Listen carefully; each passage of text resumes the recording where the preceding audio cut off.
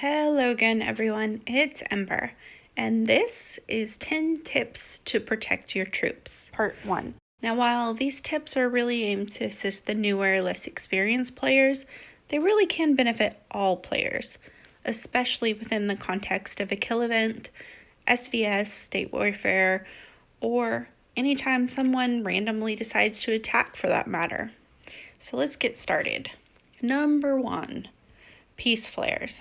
Go to your settlement, click on settlement buffs, and the very first thing under combat that comes up is peace flares. Click on that and you can see what's available.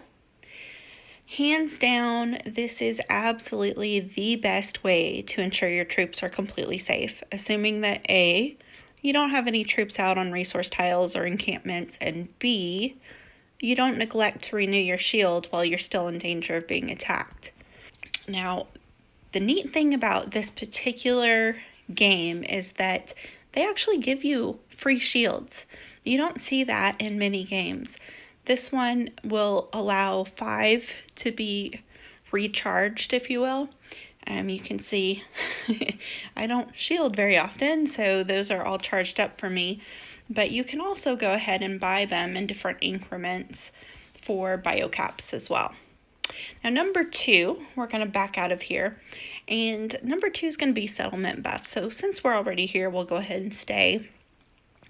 While these can't protect you completely from a much stronger player or rally per se, they can help boost your stats and potentially reduce the damage you take.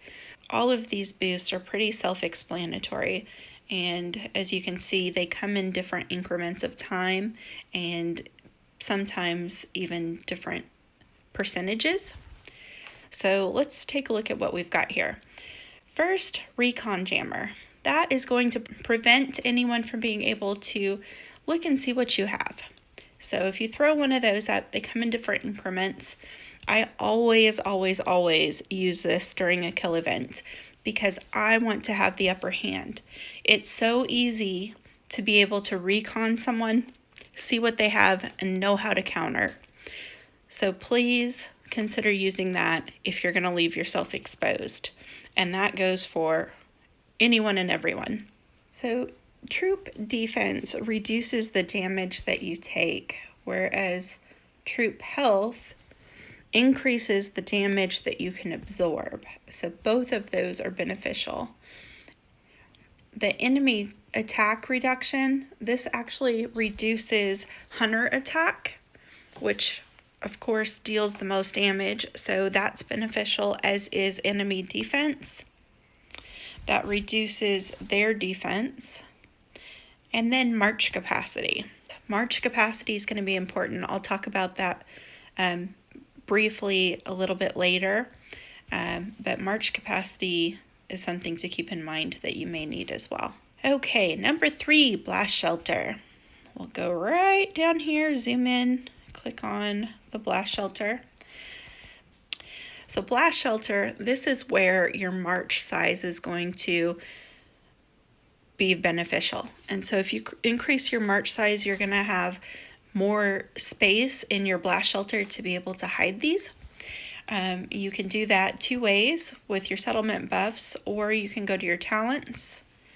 And I can't use this right now because I've already used it, but every 12 hours you can use this if you have your talent set and they go far enough to reach this.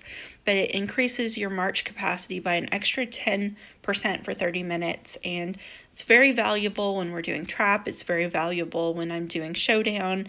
It's valuable when I'm going into the reservoir raid as well. So keep that in mind. This is another really neat feature in this game. You can quick select troops, and that'll pull in up to your march capacity of your most powerful troops, or in this case, I have too many to even pull in an even amount. You can quick select that. If you don't have very many, it might pull in all of your top troops. Or if you don't have enough to fill a march, it might take care of everything. But figure out what it is you want to hide. Maybe you want to keep your defense, and so you're trying to hide your riders and hunters instead. completely up to you. They come in different durations. It's important though that I let you know, if you do an 8-hour and decide, well, any of these for that matter, and decide to recall, the next time you go to hide your troops, there's going to be a 5-minute cooldown. So keep that in mind. That happens, I believe, every other time. Number 4, talents. Let's scroll back out. Click up on our profile, click on talents.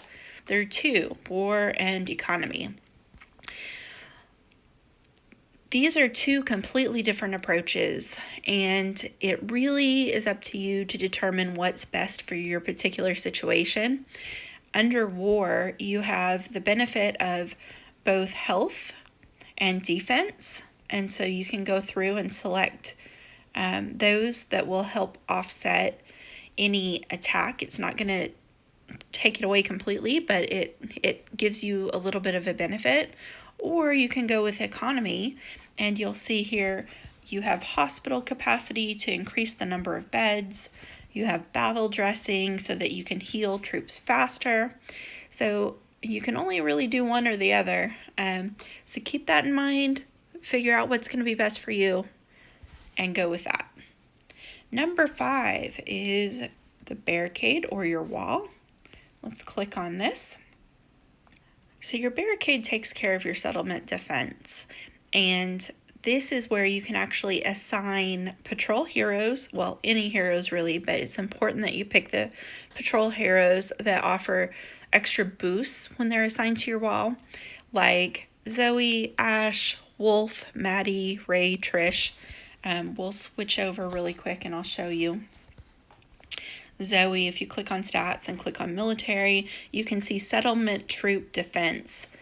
For my particular situation at her rank and level, I get an extra 63.5% troop defense for my settlement if she's on that wall. Let's go down to Ash. She gives an extra settlement troop attack of 61.1% at the level she's at right now. That'll change as she progresses. Wolf offers settlement troop health. Maddie offers settlement troop attack. Ray offers settlement troop defense. And then we have Trish, who offers settlement troop lethality. So keep that in mind. You might want to put the ones that have the highest level because that'll give you the most hero power. Totally up to you. If you are attacked and you do lose, you're going to burn for 30 minutes unless you put that out, and you can do that here or on your main screen. But your barricade, if it reaches 0, your settlement's going to be relocated. So it's an extra added measure of protection, something to take into consideration. But make sure that you actually come in here and assign heroes to this wall. Very important. And that'll be the end of this particular video, part 1. Please stay tuned and check out part 2, which will have tips 6 through 10 available for you to view.